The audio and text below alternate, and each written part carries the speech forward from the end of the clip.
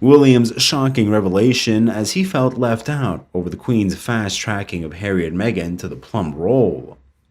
According to Katie Nichols' book, The New Royals, the new Prince of Wales, Prince William, was left worried and jealous after a plum role inside the royal family was awarded to his brother and sister-in-law. As reported, he felt increasingly left out after his late grandmother, the Queen, fast-tracked Prince Harry and Meghan Markle's roles he fancied within the royal family.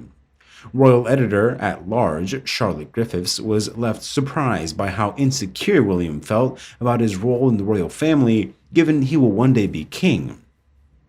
Reports of the jealousy emerged from the book, The New Royals, which discusses the tensions between the two brothers over the roles they were given.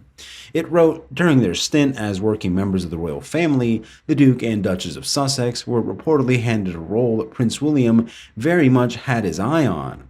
To be specific, Prince Harry and Meghan Markle were respectively appointed the President and Vice President of the Queen's Commonwealth Trust. In response to that, William was suggested to have been disappointed in the decision to fast-track the Sussex's involvement in working royal duties. The Queen's Commonwealth Trust was launched in 2018 in honor of the Queen's 92nd birthday and held the patronage of the late monarch and her grandson, Prince Harry.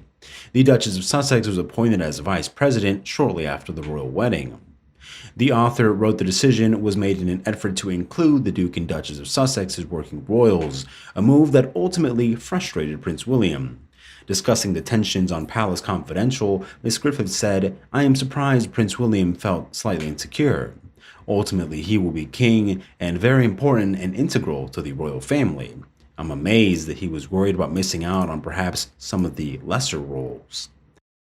Ms. Griffiths said, Katie reports that this was a plum role that William quite fancied for himself.